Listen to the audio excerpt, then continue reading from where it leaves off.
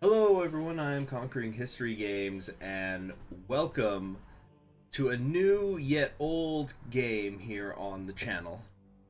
I want to tell you guys a quick story. You see, a long time ago when I first got on YouTube, so long ago that it wasn't even this channel, I made this a Total War only channel because it was one of my favorite franchises, still is one of my favorite franchises to play on a PC games. It really helped turn me into the PC gamer master race. And Medieval 2 Total War is definitely the one that I poured the most hours into. And for a long time, though this channel has become mostly about grand strategy, I have wanted to return to these roots of Total War at some point. It's like I just want to everything down a little bit here. And so we are going to start that journey of returning this to being a channel that includes Total War content by playing a campaign. Now, I've actually reinstalled this kind of recently, so you'll notice that most of the factions are still locked. So you typically only start a Medieval 2 Total War game with England, France, the Holy Roman Empire, Spain, and Venice. And what we're going to do is we're going to play today as Spain. So for those of you who have not watched anything on the channel before, one of the things that I do that I feel separates me from other historically based game players on YouTube is that I actually like to talk about the context of the world that we play in. Because I'm sometimes amazed with how many people actually don't know about the people, the countries, and the places they play as. And so I feel that it contextualizes things and it overall makes the experience more fun. So a few things that I want to start off with here. Let's just talk about what the scope of this campaign is going to be. This will hopefully be the first of many Total War campaigns on the channel. Modded, unmodded, different difficulties, different campaign rules. But right now I'm just sort of sticking a toe in the water and I want to see how people are generally feeling about having Total War return to the channel. So what we're just going to do for this one is we're initially just going to do the short campaign rules. However, there is an option once I complete the short campaign rules, I can then turn it into the long campaign rules and continue to play. So if people are into it, I will just turn it into long campaign rules, which would mean I have to hold 45 regions, Granada, and Jerusalem. But it's just going to be short for now. Also, while in the future I might start to do the hardest difficulties again, I'm a fan of playing a game and not having the game play me. So for this campaign at least, we're just going to do hard difficulty. This will probably be the only time I just do hard difficulty on the campaign. After that, we'll go all the way to the hardest one, but just for now. And what other campaign rules was I going to get into? Oh yeah, I will not be playing every single battle. If I have 20 units and I'm ambushing a general that's just him and some spear militia, I am gonna probably just auto-resolve that for the sake of saving time. And finally, these videos will usually be about a half hour in length, maybe longer, maybe shorter. But what might help me determine things usually is if we are about to enter a big battle, like a huge important siege, and it's already been a half hour or so, I'll probably stop so that we can start the next episode with that big battle, and so there's a certain momentum to the videos. You always know you're going to get something big at the start of every episode, or at almost every episode. Anyway, I've been talking quite enough. Let's read the context. Spain, 1080 AD. Any man who is born on the Iberian Peninsula would call himself a Spaniard. So when King Alfonso VI declared himself the Emperor of all Spain 3 years ago, it was truly a bold claim. After all, not since the times of the Western Roman Empire has one noble court truly ruled the peninsula unopposed. Currently, the Moors hold southern Iberia quite tightly. Portugal's declaration of independence really proves Alfonso wrong. However, Alfonso has managed to become the king of Leon, Castile, and Galicia all at once, so there's definitely more to his claim than wild boasts. Now that the petty differences of the Christian courts have been abolished, the Reconquista looks like it may finally become a reality. Alfonso VI is the first sovereign to truly find himself in a position to actually drive the Muslims back into northern Africa. The first moves for the King of Spain are obvious, but beyond Iberia there is far less certainty. The King of France may be cowering in Paris to avoid facing other French noble robber barons, but crossing the Pyrenees to take his southern fiefdoms, more likely to unify his people than split their loyalties. Unless the new Spanish royalty are willing to embark on such a dangerous campaign, they must look to the sea to find less daunting borders to cross. The Spaniards have always shown an affinity for the water and make fine seafarers. Who knows? Perhaps the great empires of the future will be forged at sea rather than on dry land. If so, the people who mastered this art of war first would inherit the earth. So, as it implies, we have great naval units. We're going to have good light infantry and good cavalry. The light cavalry we have in the early game is something that kind of sets us apart. But we do not have much in the way of heavy infantry and spears in the early period. But if we can get out of that early period, Spain can definitely wield a formidable army. Enough talk, let's get to it.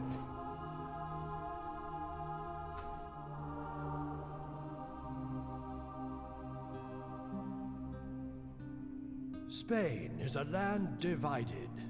Enduring the conquest of the Moors for many centuries has left a bitter taste with her people, who fight for liberation in the name of God and King. The Reconquista is fought daily.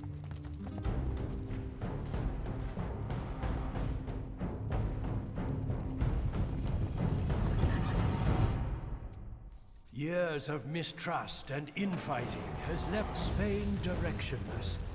Unfortunately, the Moorish occupation of the Iberian Peninsula is still not enough to unite rival nobles.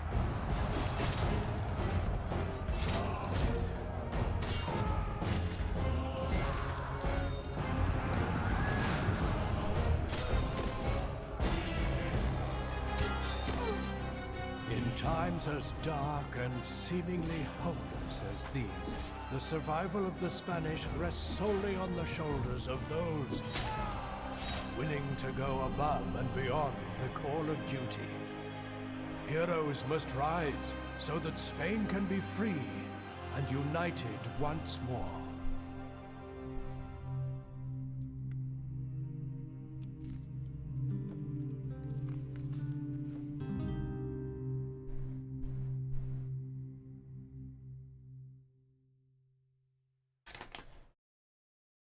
All right, very exciting stuff. So, where we are right now, as it says, it's the summer of 1080 AD, and I suppose I should point out the first historical inaccuracy.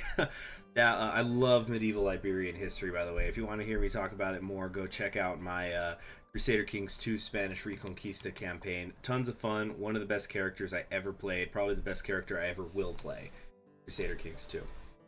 Now that we're actually in the game, though, we'll turn up a little bit. Okay, so the first historical inaccuracy we have here, the Spanish castle of Toledo.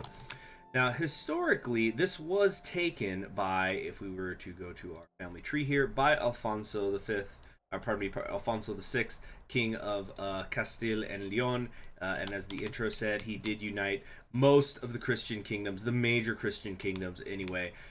Therefore, he felt bold enough to call himself Emperor of Spain.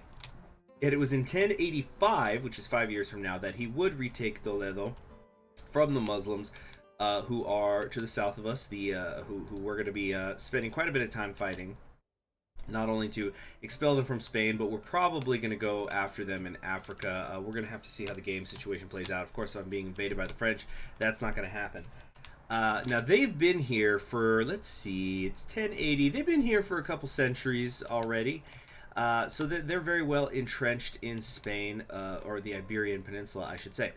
And obviously it's going to be a top priority of ours to drive them out, including it being one of our victory conditions. But what I think we have to do first is we have to deal with the Portuguese who are here to our west, and who have declared themselves independent. Now, what they've done in this game, and it can be a little bit confusing, it's a little bit weird, but Portugal not only occupies what is modern-day Portugal, but also up here they have the city in what you would normally call is the Kingdom of Navarra. It was another Christian kingdom. So Medieval 2 Total War has put these two things together and made them one. Let's kind of come up here so we can see a little bit better. No, we can't quite see them yet. Have one of our spies.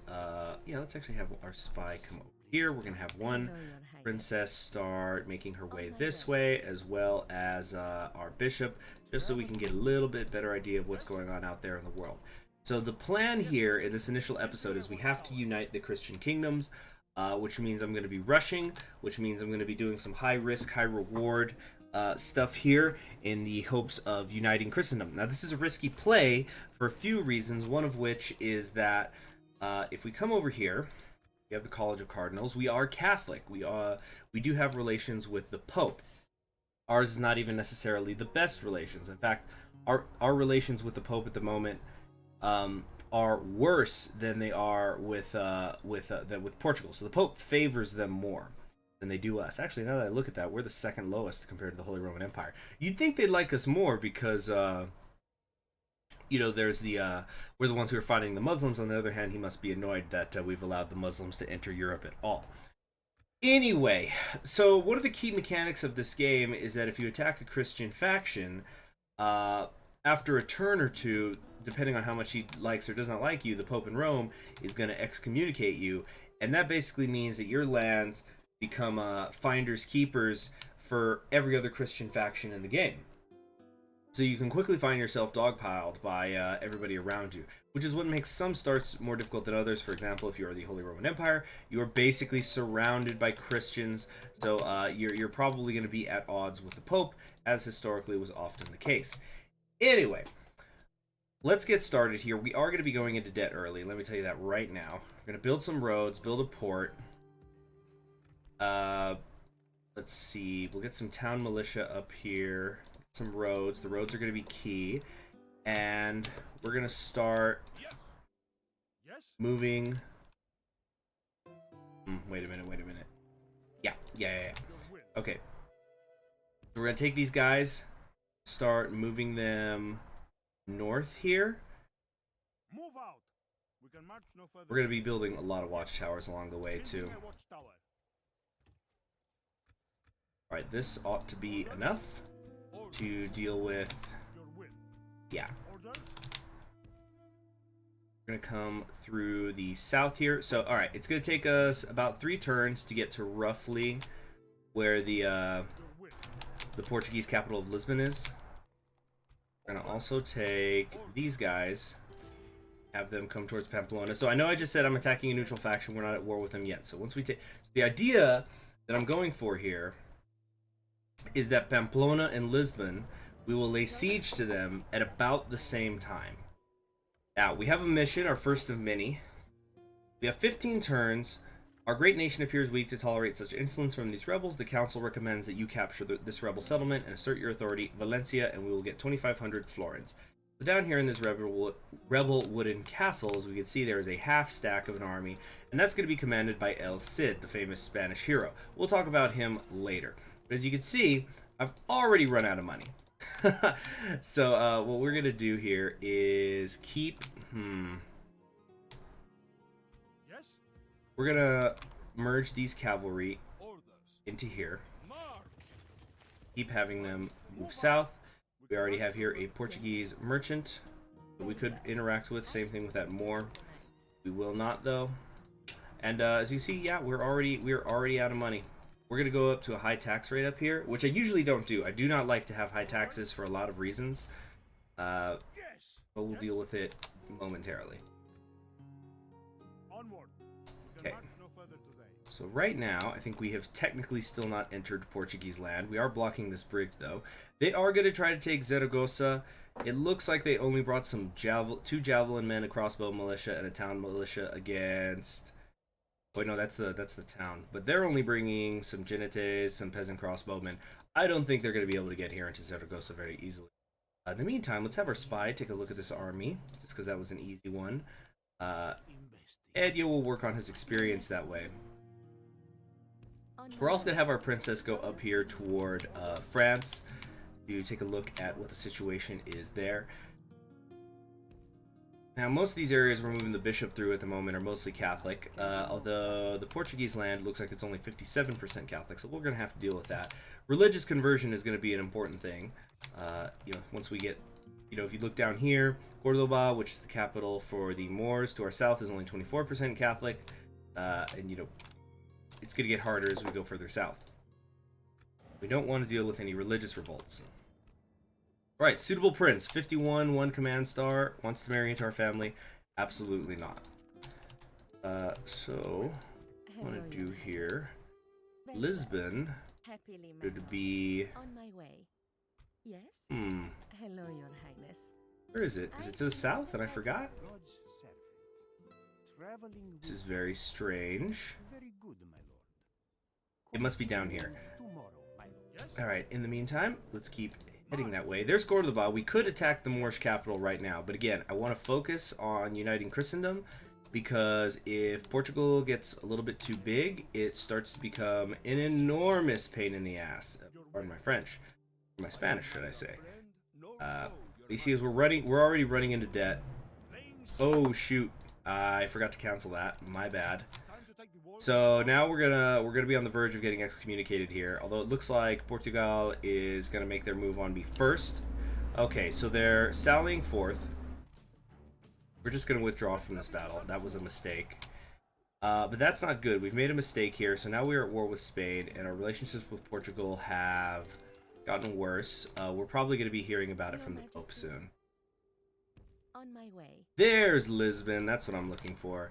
Which has, frankly, enormous garrison. I'm astounded at how big it is, actually. So it looks like I might have bet on the wrong horse in terms of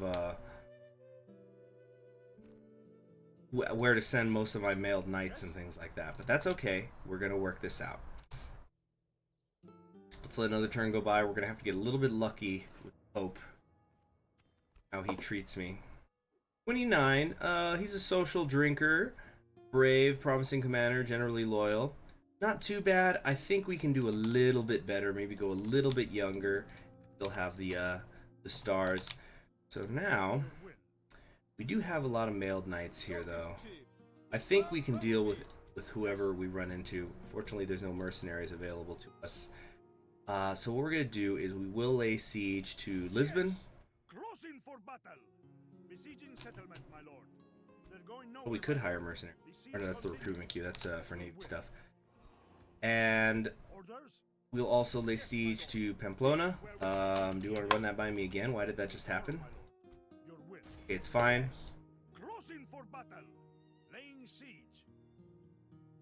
We'll just merge these two armies. This is getting awkward. I need to be done with this by now. Yep, and then they sally out. And I've got pain in my butt. Alright, here's what we're going to do. We are going to merge these armies. Let's actually take a look at our faction. Oh, that's my faction heir. Where's my faction leader again? He's over here. Let's take a quick look at him. So our faction leader, he's 42 years old. He's got 3 command stars, 2 authority, 3 piety, promising commander, eager, smart, and cheap. So 5% discount on construction costs, 5% bonus on tax income, +1 to scrawl alert. That's actually a bad thing. But he also has a bard, increasing morale for all of our troops on the battlefield. So he's not too bad. Not too shabby at all. What I think we have to do here is we have got to defeat Portugal next turn, or we're going to get excommunicated. And we very well might be excommunicated anyway. We're going to attack this Portuguese army. Good, they broke off as I anticipated. Come over here to Pamplona and make ready. We could assault. We're actually just going to wait a turn. Then again, we should get them while there's no garrison in there. So we will attack Lisbon, just so then that if that huge Portuguese army comes along. This is an example of something that I'm going to auto-resolve, because there's 1 town militia in here. I have an overwhelming advantage. There's no need to actually play this out. So we're just going to auto-resolve it. Look at that. We didn't lose a single man. Now we're going to loot, just so we can get in the green again. And now we've got very poor relations with the Pope. So again, I'm probably playing with fire here, in the sense that they're probably going to excommunicate me right now. We'll see what happens. And then next turn, we will take Pamplona. The Moors want to talk to me. Alright, so they want trade rights. Let's at least also try to get some map information from them. And maybe if we're lucky, we can get them to give us a little bit of money. It's considered generous. Believe me, it has to be generous or they won't do anything for us. Oh, wow, they actually want to give me more than that. That's really weird. Okay, that's clearly a bug. There are bugs. It is an earlier medieval 2. That's just the way it goes sometimes. Alright, our repair is complete. We did not get excommunicated. Time to go after Prince Rodrigo here in the castle. So this looks to be a little bit of a trickier one because they do have mailed knights. And the balance of power is considered to be a little bit closer, so we will in fact play this one out just so we can get one battle in this episode. So this is the fight to unite Christendom. I hate to turn my sword against fellow Christians, but they have forced my hands. Iberian Christendom must be united if we are going to be able to throw out to the Muslim menace. Let's see if we get anything specifically for the Portuguese here in this speech, because it's going to be the last time we fight them.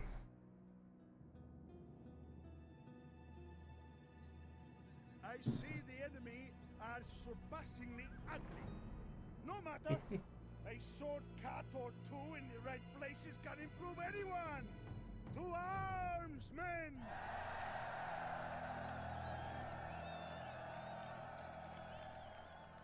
That's it.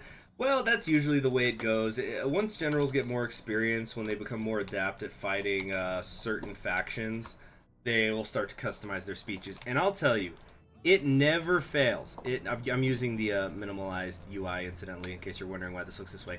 But it never, ever fails. They'll put bowmen on the ladders every time. It never ceases to amaze me how often they do that. So what we're going to do here is just do a little bit of cleanup. You drop this, bring you back here, bring you back here. Get some spear militia on these rams. We're probably going to leave, yeah, I think we're going to just leave one of these ladders behind. I just made a bunch of extras. Okay, group these up. Okay. Now this is kind of a...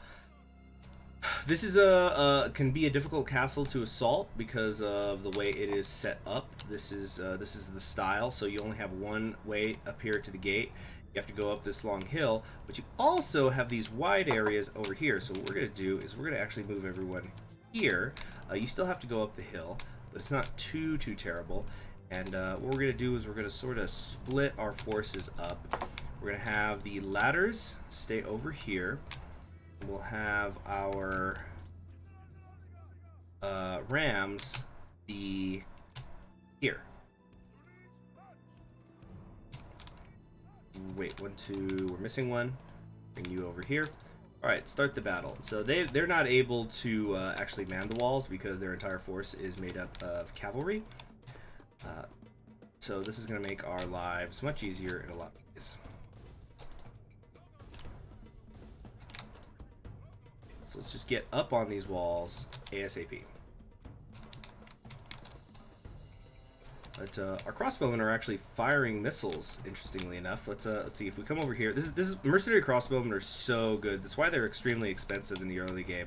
But as we can see, a few of them are actually taking shots. Let's see if any of it is landing amongst them. It's the mailed knights. And crossbowmen do pierce armor, not that these mailed knights appear to have much besides the mail itself. It's kind of falling among them, but it's really sporadic. It's just a light sprinkling. Now what we're going to really need to do here is let's start moving up our peasant archers. And we can get them up on the tower, and if then the mailed knights still want to hang around here, we could just shoot at them pretty much indefinitely. Looks like the last of the Portuguese, actually no, he's not the last of the Portuguese, the king is out there somewhere, and it will be a rebel army that we're going to have to deal with at some point. But he's hanging out back here. The ladders are now in place. Walls are no match for valor and force of arms. Looks like the mailed knights might attempt a sally out. If they do, we're just going to drop this ram and then we'll hit them with the spear militia, which admittedly is a very low quality unit. However, it'll still be fine. I actually are picking off a couple of these mailed knights, I think. We've killed 6 of them. Wow. Yeah, see? Couple guys got unlucky with the bolts. Let's they're moving around. Let's try to move our crossbowmen closer. A very missile-heavy army got here. And we've already turned off their towers. Looks like the mailed knights are retreating. And this is going to be super easy. Only thing we're going to do is, once we're inside the city, let's start moving up our generals as well. Once we're inside the city, spears in front, archers in the back. That's all there is to it. So what I want to do is, let's get some of our peasant archers up here. If we're really lucky, because of the way that their cavalry are moving around, we might actually be able to get in around to the town center, and that will force them to charge us, which is an interesting situation to be in. But what I might do here is move some of my peasant archers around on the wall. Nope, they're all retreating. They're retreating to the town center. You see, this was a very poor defense that they have here. If you have some infantry, this is one of my favorite castles to defend. You get some decent infantry, some decent spearmen right here on another hill slope. This is a flat, so if you do that and you get some archers behind them, you can hold this area basically indefinitely. Our men have done well. The gates have fallen. All right, excellent. All right, you go ahead and drop the ram. Let's start moving everyone in. But you can hold this basically indefinitely, and it'll force your opponent to have to weave through these streets here and come all the way around just to be able to face you on a flat territory. So what I'll usually do in these situations, if I'm defending a castle like this, is I will not even really defend at the gate too much. Yeah, I'll put up a couple courtesy archers just to get the towers firing, but once I'm in, this is the best defensive position in the castle. There also is another slope, although you can find yourself isolated if you're not careful. You could also try to defend this slope, but if this line breaks, any forces you have here are going to be doomed. Cavalry are rushing out. Alright, so we got to be a little careful here. What we're actually going to do is, we are going to keep these peasant archers up here on this wall. And these spear militia, we'll have them come forward. By the way, we're not playing with battle time limits, because we are playing with battle time limits. It is about an hour, which is, there's a couple of reasons for that. The main one is I've played Medieval 2 for many, many years, and for all I know, they've patched this out. But there's been a long history, in my personal experience, of during a siege, people will just freeze. The AI will just stop moving. Sometimes I'm talking about when they're attacking. And so you just have to, and because there's no battle time limit, even if you are, as the defender, in an advantageous position, you end up with this situation where the enemy won't attack. So you can't kill them all, but you're not strong enough to actually sally out yet, and you defeat them. So you're forced to quit the battle, and then the game considers that a loss, even though you clearly had the very, very tenable defensive position. So that's why I don't do battle time limits. And I figure if I can't win in an hour, I probably wasn't supposed to win. So we got our spear militia up front here. Got our peasant archers taking a long trip around, along with some accompanying mercenary spearmen. Now, the thing is here, these spear militia are already winded. See, this is what I'm talking about when I say that they're just not good quality troops at all. What we got to do, though, is we do have to hope that they come out to us. So what we're gonna do is we're gonna create Shiltrom. Stop. All right, and everybody wait now. Everybody's in a good position. Start moving forward, except you stop. keep clogging up this alleyway here. And we're going to have all of our archers just start to rain arrows down on them and force them to charge us. We've got our general in a great position so that they're able to help rally the men. We're going to move forward a little bit and once again just form another Schiltrom. And you see these guys think I didn't spot them down here. They will be very wrong. Oops. Alright. These male knights, they thought they'd be clever. They thought they would, you know, come around to me. That's not happening. Now meanwhile, where's those peasant archers of mine? Still taking their time. Let's get them up here on this wall. And we still have our other mercenary spearmen taking the long way around. So this army, incidentally, once it's up here, I don't plan on sending it down to fight the Moors, or at least not most of it, because you never know if France is going to come across the Pyrenees. So this is going terrific over here. Some other peasant archers here. Now I think they actually are in a position where they can attack the enemy general now. But as you can see, defeat is certain here and here. This is where they both say defeat is certain. That's very strange. Come on, get up on the wall, get up on the wall. I want you on that wall. I need you on that wall.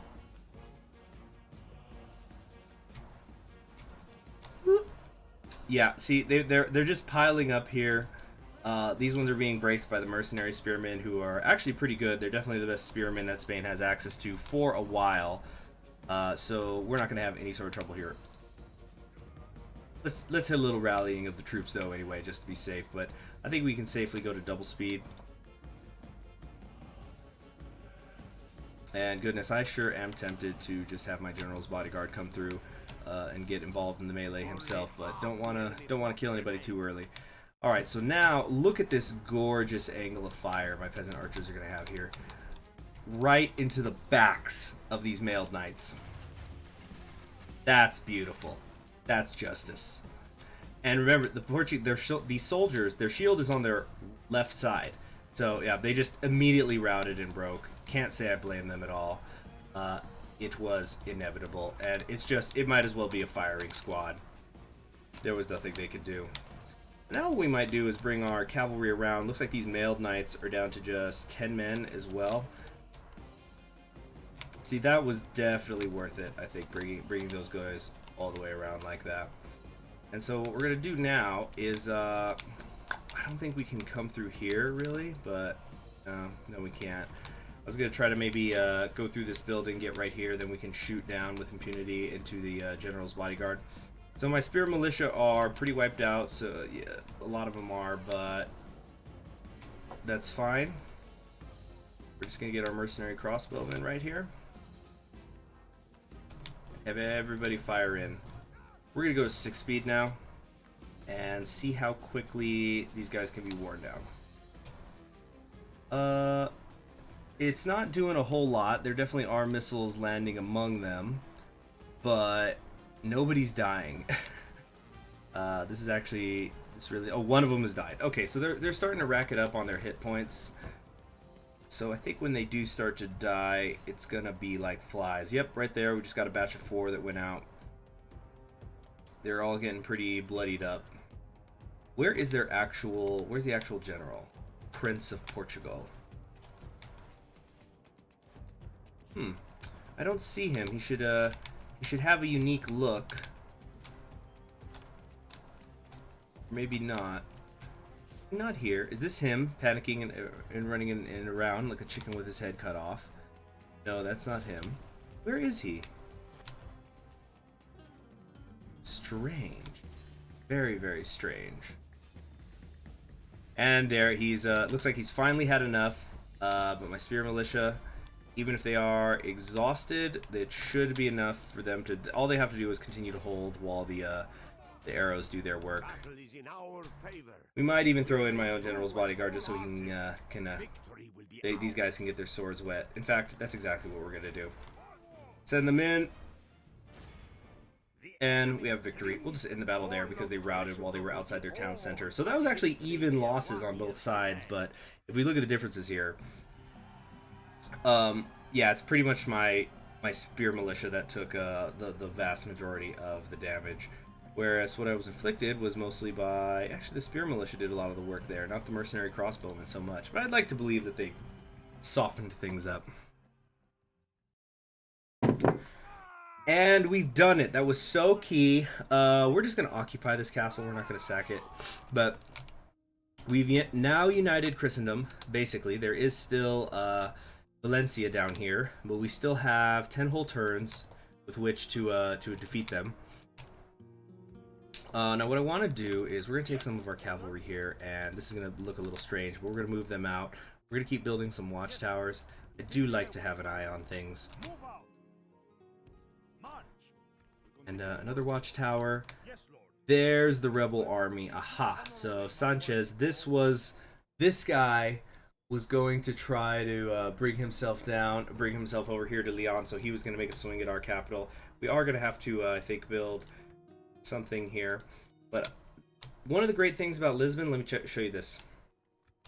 In this game, you can build mines. Mines are one of those things that's just a fixed income, so I know that people generally don't like them as much as, say, farms and things like that, but these mines, you're only going to get a fixed income of 80, and it costs 2,000 to build. It's going to take forever and a day for that to pay off. But if we were to come over here to Lisbon, any Hearts of Iron 4 player knows about all the tungsten and other nice things in Portugal. If we were to come over here, we're getting 440. That's going to pay itself off and more in about 5 turns. So we're going to basically take ourselves to the edge of bankruptcy so I can get those mines built there. Meanwhile, over here, Prince Rodrigo has gotten the winning first, as well as Dread, because of the actions over here in Pamplona. The Portugal one has died. The Portugal Cardinal has died, so they're no longer going to help pick who's Pope and whatnot. And the faction has been destroyed. The long legacy, yeah, long in quotation marks, legacy of these people has at last come to an end by your hand. Celebrations held in honor of your glorious conquest of their dominion erupt throughout the realm, with everyone from prince to pauper toasting your righteous reign. As they should. Now, we still have lots of rebel armies around that we're going to have to deal with, and it looks like the Moors are going to take a swing at Valencia. And I think if it no longer is a... Uh-oh. Oh, it's a small army. But I think that if it is no longer a rebel settlement, the mission will fail. But what we're going to do is we're going to have Alfonso come over here to Toledo. Next turn I am going to have some money, so we will build some more defensive units here in Toledo. And let's just start converting people and dealing with the rebels. Over here in Pamplona, we'll also build just a couple of units. While I'm here, let's also merge these and send somebody down here to take Valencia, which will hopefully actually be softened up by the Moors. In fact, let's kind of let this episode keep going a bit. Looks like the Moors are pivoting to the east. That's good for me. We will not pick up these mercenaries right now because I like the... Oh, here's the main Portuguese army. Yeah, there it is. There it is, Enrique.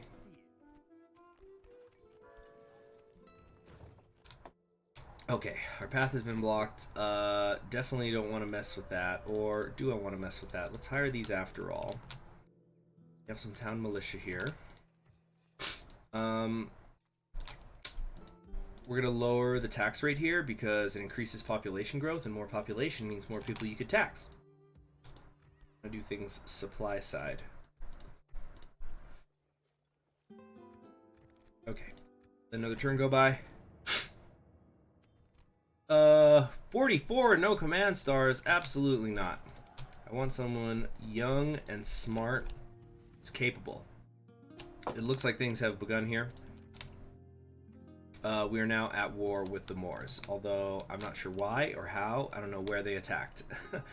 But this is quite a big rebel army that was coming into Toledo, so I guess I got out of that just in time. I come this way. See, here's the issue with Spain. There's lots and lots of choke points, which could be good for defense, but pretty awful for offense at times. See, why is it having me? Ah, there's a rebel army right there. So we need to tell these guys to go here. Or what we could instead do is let's build a couple more units here. And one more spear militia there. We're gonna now take, I think we're gonna take Rodrigo, because Rodrigo is our faction heir here, and he is actually stronger at the moment. We'll leave 3 units behind, and we head south. We're gonna go past Zaragoza because we want this mission to be a success. And I think I've done enough here that I can successfully, yeah, I'll be able to successfully hold them off. We're gonna also start converting down here in the Moorish lands. So hopefully it'll create some infighting. Oh, here we go. We have the Moorish navy attacking us. So there's your problem. Okay, that's fine. We will just, when the time comes, we'll build up a navy. I like to just create initially a cheap stack that can deal with the enemy. But it looks like I can't even do that. The queues have been stalled basically everywhere. So this is why we need that money. We could come down here. All right. See, this is bad. We have El Cid the chivalrous. So El Cid, it was a historical figure who has been interpreted in many different ways. There was a movie several decades ago that well, first off I should talk about who he actually is. He was Castilian. He lived from 1043 to 1099. So he's basically in his prime right now. And first off, you can see here he has excellent command. His chivalry is amazing, and he has very high piety. He's considered a great commander, a strong attacker, religiously devout, champion of honor, chivalrous in rule, dutifully religious, mean with money, and reserved.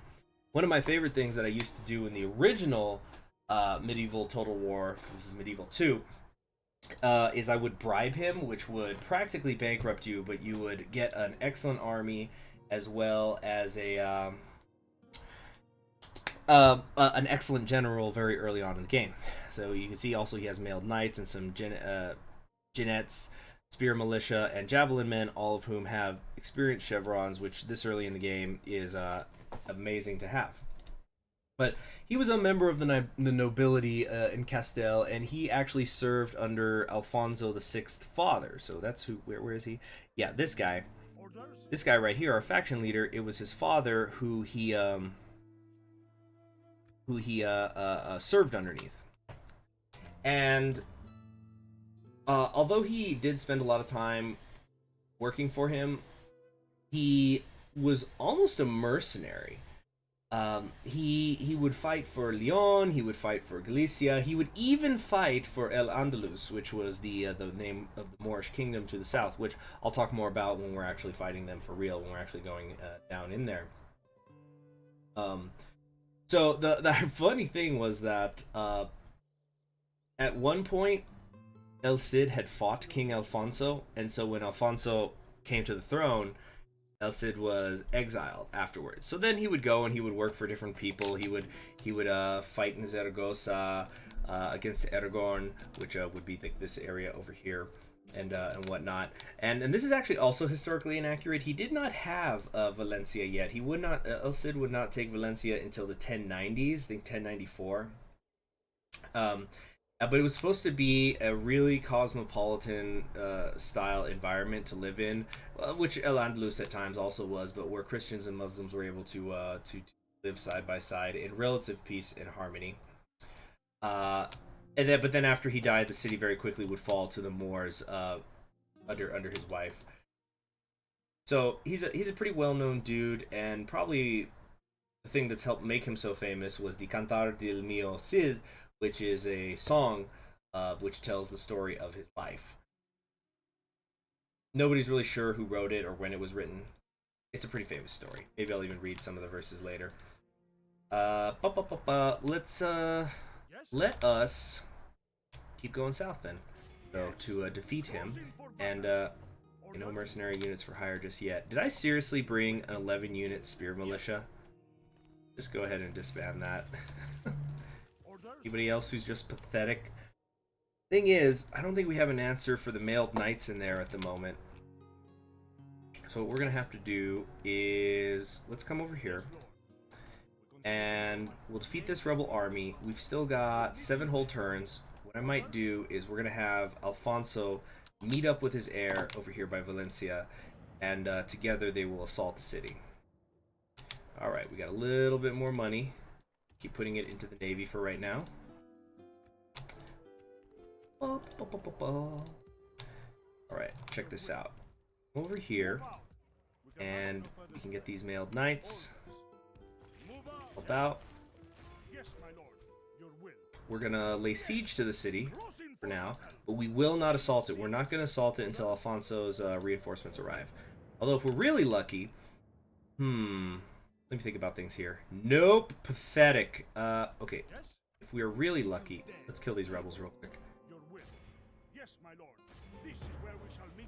All right, see, so that's gonna delay how long it takes us to reinforce our prince. But anyway, what I was saying, if we are really lucky, nice trade increase, more of that. How many are here? There's 3. Yeah, we gotta still build up a couple more. We can they will just sally out, but we don't have time to wait for them to sally out because the AI usually will not do that until the siege is about to end anyway. 37. Man, maybe I should have taken that guy in his 20s with the 2 stars after all. All right. But the good news is we can continue to wear them down. They will take casualties while we have them under siege. So in some ways the pressure's on them, and they don't know that we're on a timed mission. They shouldn't. All right, so decent sized Moorish army here, but I'm expecting only cheap militia that we're gonna have to deal with.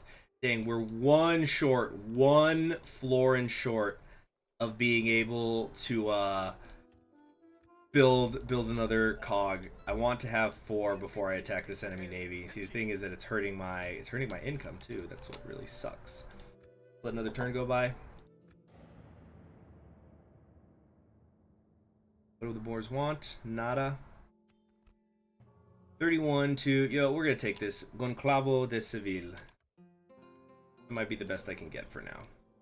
Your heir must join the crusade. The Pope has requested that Prince Rodrigo demonstrate his faith and personally join the crusade. Is there a crusade being called? Already! The Bible may preach peace, but when it is Christendom itself that is threatened, then it is every Christian's duty to defend crusades. all that is holy. His Holiness the Pope has called a crusade to reclaim the Holy Lands from the infidel, who would deny Christian pilgrims their right to visit the holy places. It is time for the armies of Christendom to put aside their differences and unite under one banner, the sign of the cross, and give back God's children what is rightfully theirs, or die trying. All right, excellent. So this is interesting. We have a dual mission going on. That's kind of rare. I had hoped that I would call the crusade myself. I was going to call it for Granada or Cordoba, one or the other. Whatever was the option, but we can still use the crusade. I love crusades. It's like the best stuff that can happen when you are a Christian ruler. So we're still gonna keep wearing these guys down, and if they get worn down some more, we're probably just gonna auto resolve it at this rate. All right, so this is the last turn for us to be able to get that money. How many cogs are here? There's only 2, so this one we will just attack them.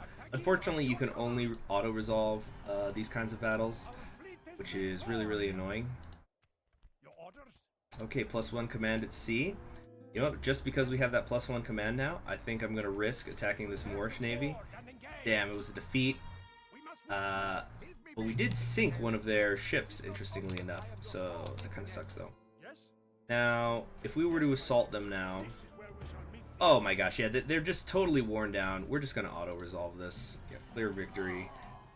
Nobody wants to see somebody attacking a Moat and Bailey. Very boring stuff. We'll just occupy this settlement. We should be able to upgrade it to a castle right away, which I think I will do. And up here, we're going to build a second navy, so that's where most of the money's going to go.